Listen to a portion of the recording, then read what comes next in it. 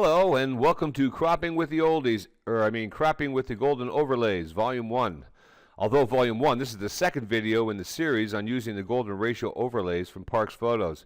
In the first, you were given a link to download all 55 of the overlays. That video and any succeeding video can be viewed from parksphotos.com/golden overlays or through my YouTube channel. So let's begin in Photoshop. Now again, I'll just open a JPEG image from a folder prepared with all the overlays inside for quicker access. Open up this first one here. And first I'd like to see what this original image looks like with the golden ratio overlays.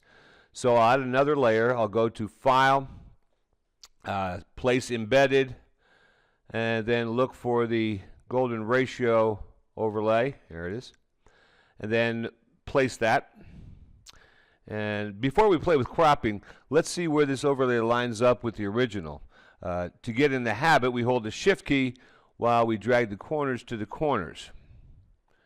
And when ready, we'll hit Enter and commit that there. Well, we can see there's no real wow with regard to where these jackpot areas line up from the golden ratio. So let's move it around. We can hit Control T. On a PC, it's a Control T. Do I need to say on a Mac it's a Command T? I think we all know those things by now. But you can see this brings up the free transform tool. And when you use the free transform tool, you can really knock the gold out of that ratio. So it's a good idea to stay in the habit of using the Shift key, holding down the Shift key when we drag corners, whether to reduce or enlarge the image, or the overlay rather. And we need to do that in order to keep the 1 to 1.5 ratio that we'll need in our final print.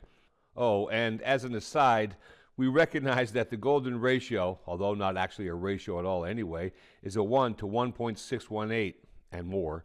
But these overlays are fine approximations that can nevertheless stir innate aesthetic appreciation within us, whether we acquire that through genetics or enhance it through personal experience. I just had to get that disclaimer out of the way. It's a topic I actually enjoy discussing, so ring me up if you do too.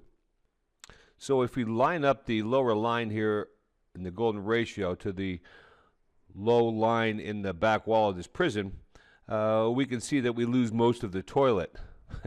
and an accounting firm actually purchased this image, although I mentioned it may give the wrong impression to their clients who don't want to see their money going down the toilet. But anyway, I don't see where the golden ratio is going to help us much in cropping anyway. So I'm going to stretch it out fully, and then I will commit that again and turn that layer off. Sometimes it's a good idea to crop in the vertical. In this case, it could highlight the light beam and concentrate the attention to what's likely the most important elements in the image. So let's add a layer with a vertical spiral. We'll go down to Place Embedded. Now, because the light is coming left to right here, top to bottom, I thought the vertical spiral in the third position would be the best. I know it sounds like ballet, but I just named these arbitrarily. The first position, second position, third position, fourth position. It just goes around in a circle like 1, 2, 3, and 4. So I take the third position here, and when we place that, and then we want to hold the corners down hold the Shift down while we stretch the corners. Now my idea here is to get the jackpot right down the drain, so to speak, but I want to keep the whole bed in here too. So I'm going to drag this corner up here and this one down here while holding the Shift key. And I like it a little lower than that here. Okay. Then I like it like that.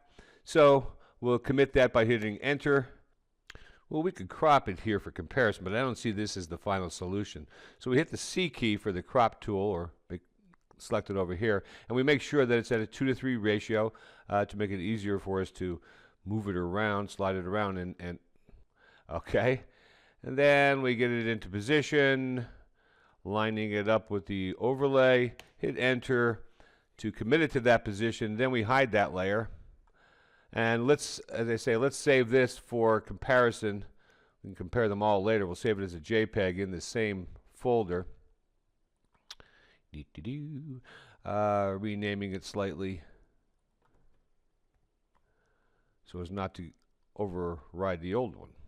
Okay? There we are. Now, since this vertical probably isn't going to be the final keeper, let's undo that crop in the history up here. We click on this icon, pull out the history, and get that crop step, and then slide that down into the trash.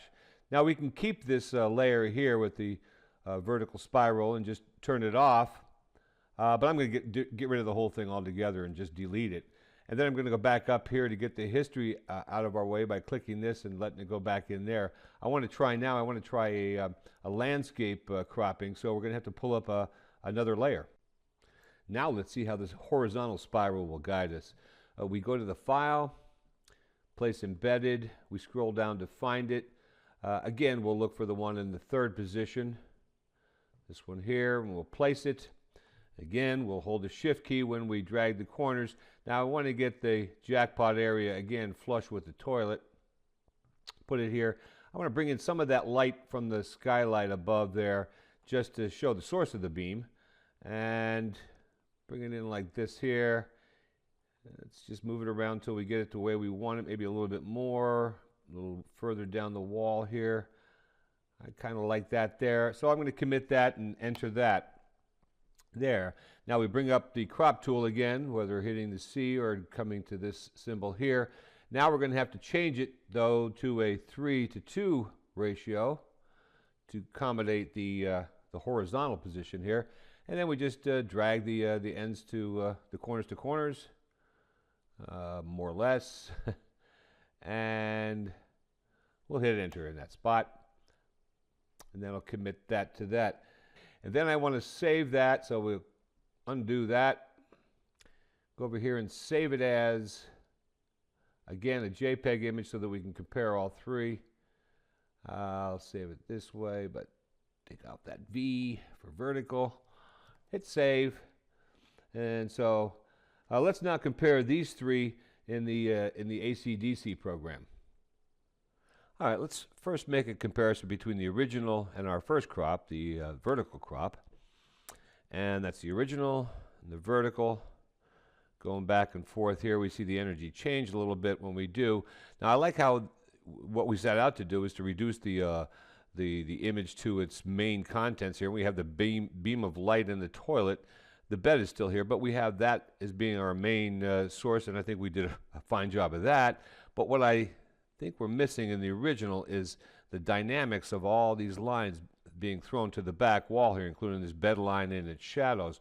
And we still have, like I said, the bed in the original, or in the vertical rather, that we have in the original, but it loses something. So we certainly lose it in the walls, of that sense of dynamics going to the back. So let's compare the horizontal versions here.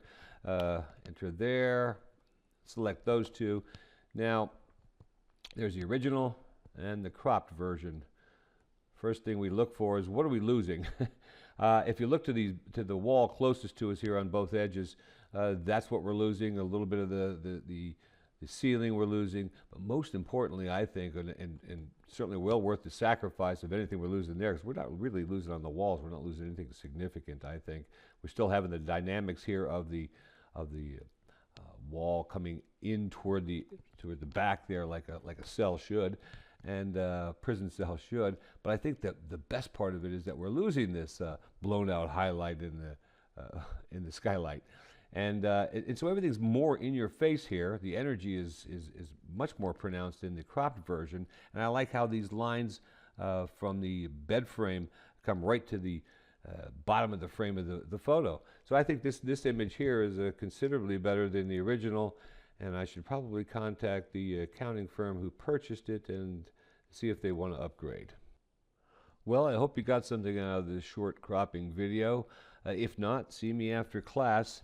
I'll be here making a few more for these golden overlays.